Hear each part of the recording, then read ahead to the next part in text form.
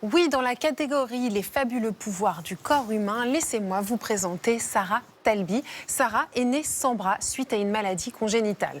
Mais vous allez le voir, son corps et son cerveau s'y sont remarquablement adaptés pour lui permettre d'évoluer dans la vie sans être entravée par l'absence de ses membres supérieurs. Dès l'enfance, elle a fait de ses pieds ses mains. Pour écrire, manger, s'habiller, pour absolument tout, vous allez le voir, avec une précision et une dextérité dignes des meilleurs doigts de fée. Son plus grand défi, la maternité, trouver les moyens d'accompagner sa fille au quotidien. Alors je vous préviens tout de suite, n'attendez pas de Sarah qu'elle s'apitoie sur son sort ou qu'elle cherche une quelconque compassion. Pour elle, la vie est trop courte et ce qui compte, c'est de profiter pleinement et de s'accomplir dans sa passion, la peinture.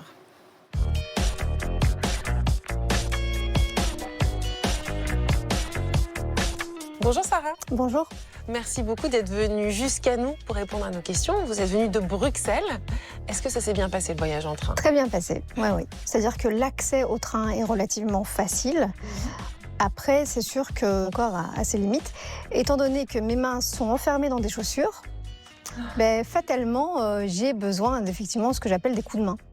C'est intéressant ce que vous dites, vos mains sont enfermées dans des chaussures. Racontez-nous cette adaptation que vous avez mise en œuvre toute votre vie. C'est-à-dire que je suis née sans membre supérieur, donc ni main ni bras.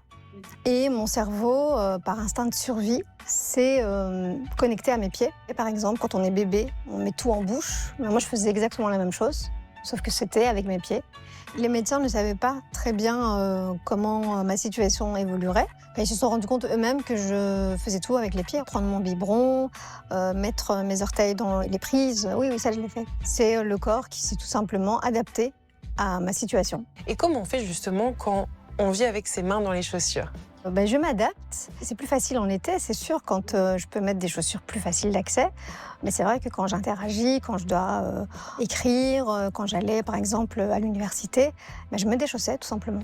Parce que vous faites absolument tous les gestes du quotidien, c'est incroyable. D'ailleurs, vous avez décidé de filmer un peu votre vie. Pourquoi vous avez fait cette démarche? Et je me suis rendu compte qu'il y avait vraiment une vraie demande, des questions très bienveillantes. Donc il n'y avait pas du tout cette méchanceté ou cette curiosité déplacée. Leur répondre par l'image, c'est beaucoup plus prenant, beaucoup plus fort que leur répondre par commentaire. C'est-à-dire comment tu fais pour cuisiner, comment tu fais pour t'habiller, comment tu fais pour te maquiller, pour prendre ta douche, pour t'occuper de ton enfant.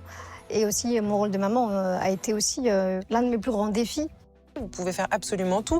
Vous maquiller, mettre du vernis. Vous avez appris ou ça vient naturellement? C'est vraiment comme vous, avec vos mains. C'est comme si moi, je vous disais comment vous avez fait pour apprendre à mettre des chaussettes avec vos mains. Donc, mon cerveau est vraiment connecté à mes pieds. C'est-à-dire qu'il ne connaît pas autre chose. C'est pas comme si j'avais été amputée. C'est une autre dimension. Donc comment je l'ai fait, je ne sais moi-même pas.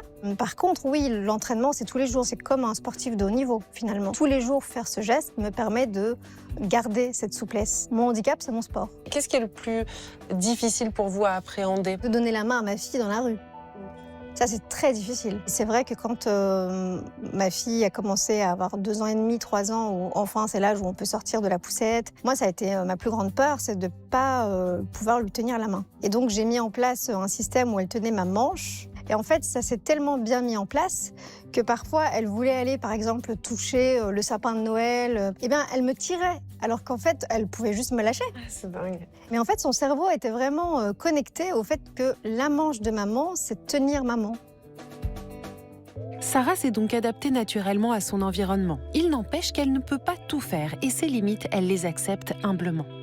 Moi, la frustration, c'est un compagnon de vie. Quand je dis je suis sportif, c'est pas seulement physique. En fait, un sportif, il est avant tout sportif dans sa tête. Gérer cette fatigue mentale, ça fait partie du lot. Mais je peux pas baisser les bras, j'ai envie de dire.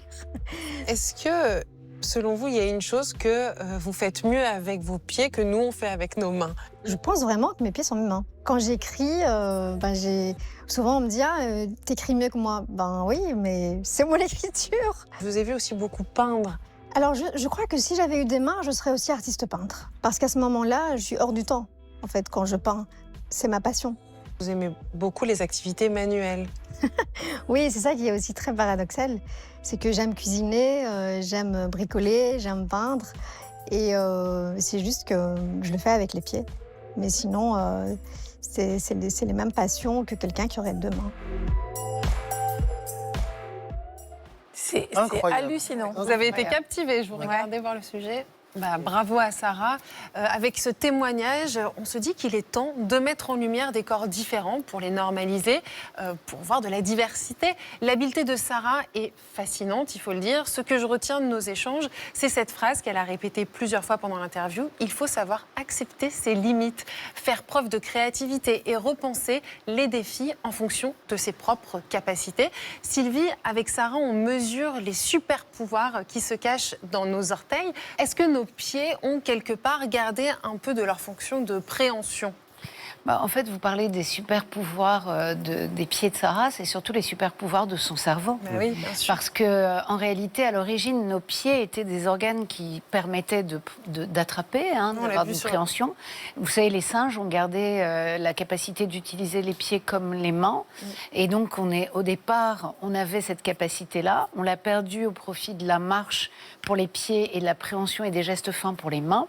Mais notre cerveau, il a cette capacité incroyable de pouvoir revenir à ce stade-là où les pieds peuvent réacquérir les fonctions vraiment manuelles. Et d'ailleurs, à plusieurs moments dans le reportage, elle dit « Mais il ne faut pas me demander comment je fais, mes pieds, ce sont mes mains. » Et en réalité, effectivement, le cerveau va déployer toutes les capacités qu'il a pour donner aux pieds les mêmes fonctions que les mains, donc la précision du geste, la sensibilité. En plus de ça, elle dit « Mon handicap, c'est mon sport » parce qu'évidemment, la limite, c'est la souplesse, puisque quand on la voit manger avec ses pieds ou couper les carottes, etc., c'est sûr que ça demande une forme de souplesse.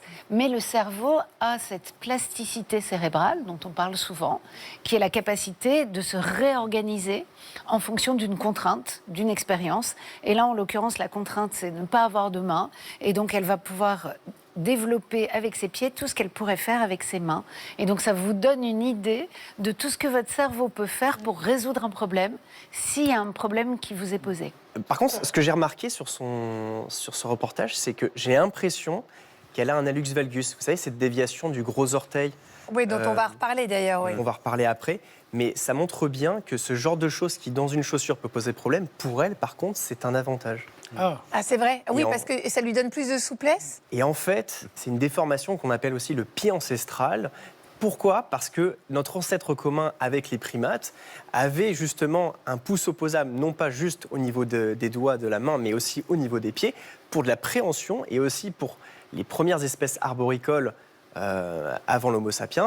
C'était intéressant d'avoir cette capacité de préhension comme ça. Et elle, c'est un véritable avantage qu'elle a. Et elle l'a magnifié, comme vous l'avez très bien dit. Cet avantage-là, elle l'a perfectionné avec sa pratique.